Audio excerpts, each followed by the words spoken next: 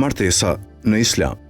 Dhe një prej shenjave të tij është që për ju shkrijoi për ju bashkëshortet tuaja, që të qetësoheni pranë tyre, duke vënë ndërmjet jush dashuri dhe mëshirë.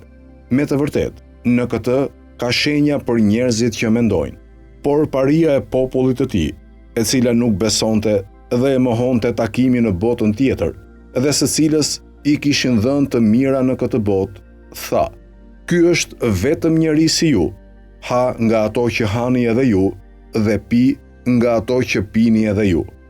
Familja është baza e një shoqërie të shëndetshme dhe të qëndrueshme, dhe muslimanët mendojnë se ajo mund të mbahet vetëm me anë të martesës.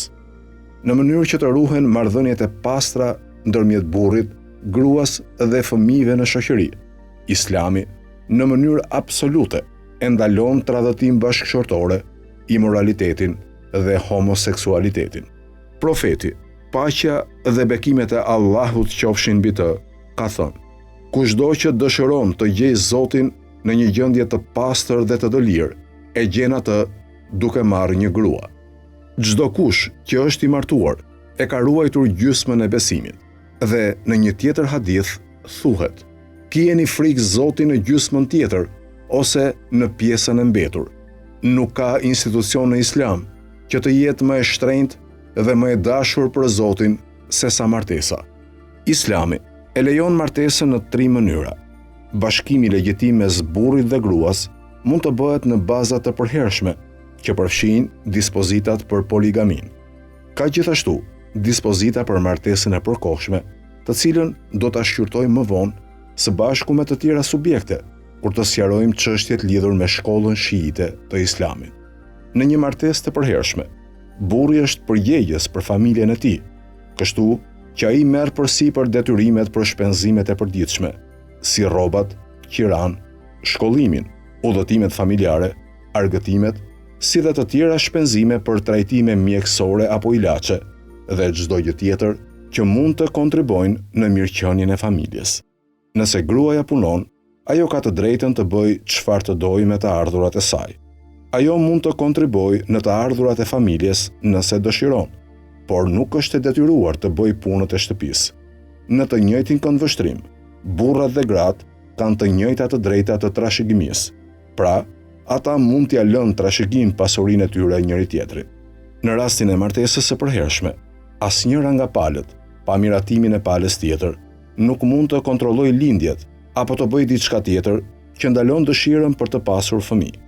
Me rëndësi për të përmendur këtu është fakti se martesa duhet të bëhet me miratimin e përbashkët, pa nevojën e ndërmjetësuesve apo ndërhyrjen e klerit. Ajo bëhet me një marrëveshje të thjeshtë ndërmjet burrit dhe gruas së interesuar, sipas dispozitave dhe zakoneve islame. Sipas Islamit, sapo një vajzë të piqet fizikisht, pra të kaloj pubertetin, nëse ajo po martohet për herë të parë, ka nevojë për leje nga babai i saj. Një grua e divorcuar apo e ve nuk ka nevojë për leje nga babai i saj. Për çdo martesë, burri duhet të jap një prik dhe gruaja duhet të jetë dakord për sa i përket shumës. Këto të mira dhe prona i përkasin gruas që nga momenti që ajo martohet. Profeti Muhammed, paqja dhe bekimet e Allahut qofshin mbi të, ka thënë: "Gratë më të mira të umetit tim janë ato që kanë fytyrat më të pashme dhe prikat më të vogla." Nëse janë përmbushur të gjitha kushtet për martesë, për ceremoninë kërkohen vetëm 2 fraza.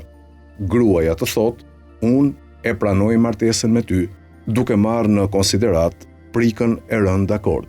Dhe burri të thotë: "Unë e pranoj këtë martesë", dhe me këtë ata martohen. Martesa, si subjekt, ka frymëzuar një numër komentesh dhe shkrimesh në traditën islame, duke lartësuar vlerën dhe bekimet e saj. Profeti Muhammed, paqja dhe bekimet e Allahut qofshin mbi të, ka thënë: "Martohuni me të pamartuarit ndër ju, sepse Zoti do ta përmirësojë moralin, do të rrisë nivelin e jetesës dhe reputacionin e tyre." Vajzat e virgjëra janë si frutat e një peme kur piqen dhe nuk vilen. Dielli i kalb dhe era i shpërndan tutje. E njëjta gjë ndodh edhe me virgjëreshat kur ato arrin moshën e martesës. Nëse nuk martohen, asgjë nuk do t'i mbaj ato larg degenerimit, përderisa janë qenie njerëzore. 2 lutje të thëna nga një person i martuar janë më mirë se sa 70 të thëna nga një i pamartuar. Një njeri gjumash dhe i martuar është më i mirë përpara Zotit se sa një beqar që agjëron dhe i kalon netët duke u lutur. Një burr që rri pranë familjes së tij është më i dashur për Zotin se sa po të kalonte netët e tij duke u lutur në xhamin time.